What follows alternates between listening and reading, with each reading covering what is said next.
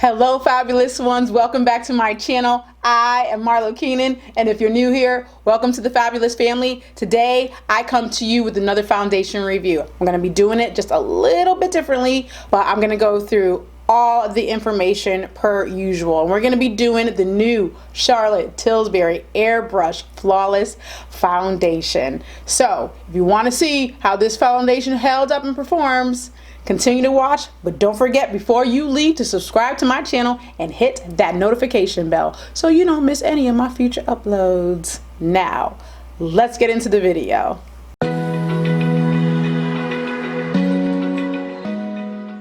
All right. I am so excited to do this review, and I'm gonna tell you why. For one, this is the first time I have anything from Charlotte Tilbury. I have not one product by this brand, and I do have a fellow YouTuber. Her name is Simply Diana J. I will link her information above. Please go check out her channel. She is absolutely fabulous, and I'm always teasing her about her using Charlotte Tilbury because every time I look at her channel, it's Charlotte Tilbury, and I always tease her. But she's gonna really get a kick out of this video because I have this foundation. But in any event, we're gonna go ahead and let me go first and let's just talk about the specs, okay? This foundation is long lasting, it's weightless, it's hybrid skincare foundation. So one of the perks about this foundation is that Charlotte Tilbury has gotten a lot of really wonderful ingredients in this foundation to help with skincare, okay? It's supposed to be full coverage, it's liquid, and it says for the skin type is for normal, dry combination, and oily. We shall see about that. Now, what it says here is got Replexium, which helps reduces the appearance of fine lines and wrinkles. It helps throughout hydration for the skin. It's air cool, provides an immediate fresh feel to the skin. So that's a lot of claims right there, but I think again the biggest claim is that it's almost formulated to provide hydration and nourishing ingredients to the skin, acting as a skincare. So I think that's really super cool. So I'm gonna go ahead and insert the clips of me applying the foundation. You guys already know I always apply my foundation with a beauty sponge on one side and the brush on the other. As you can see, as I applied the foundation, I felt that it was super red. As you saw on my hand, it was very liquidy, and it applied just fine actually with the sponge. To be honest with you, it applied, it evened out. It was like, you know, not a hardcore matte finish, but a semi-matte nonetheless, in which it was very lightweight and not drying to the skin. Now the first layer, in terms of the coverage, it spread it fine.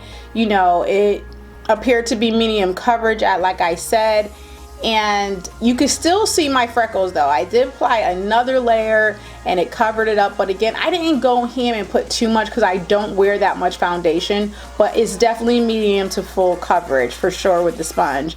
And then as I brushed it away with the brush, it seemed very spreadable with the brush. It did hold on to most of its coverage because, you know, it's a brush and that's kind of normal. Again, it had a matte finish, but it wasn't too heavy, and I still applied just a little bit more just to see how buildable it was, and it was buildable, and it dried down pretty fast, so I'm not at all mad about that.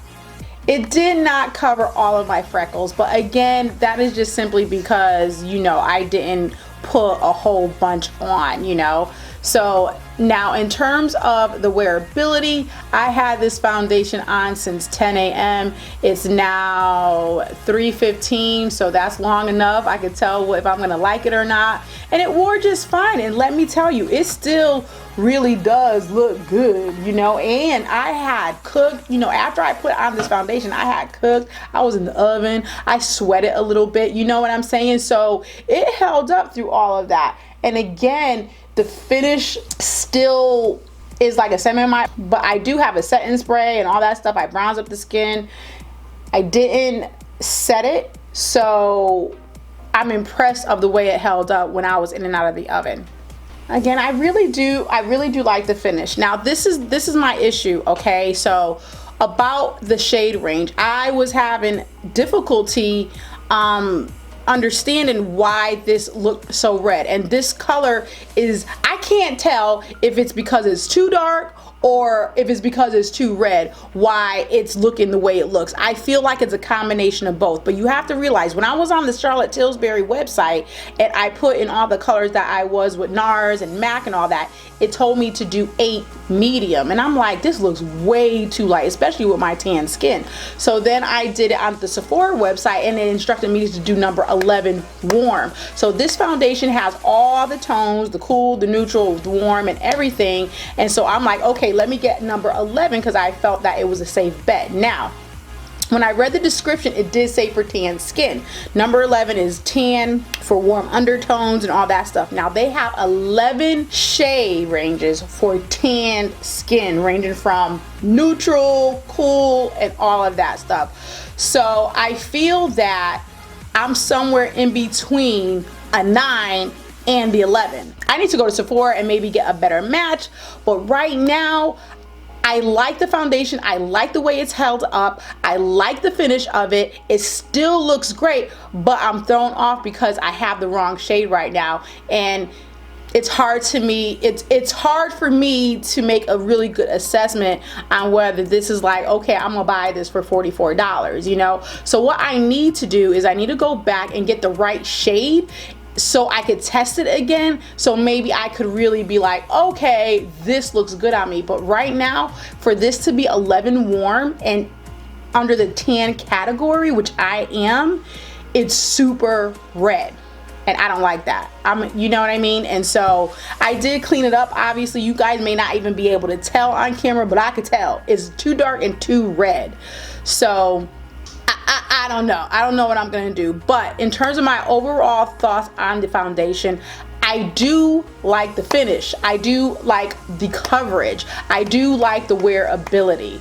Would I buy this foundation though? I don't know, guys. I can't tell you right now because I need to go get the appropriate shade for my skin tone.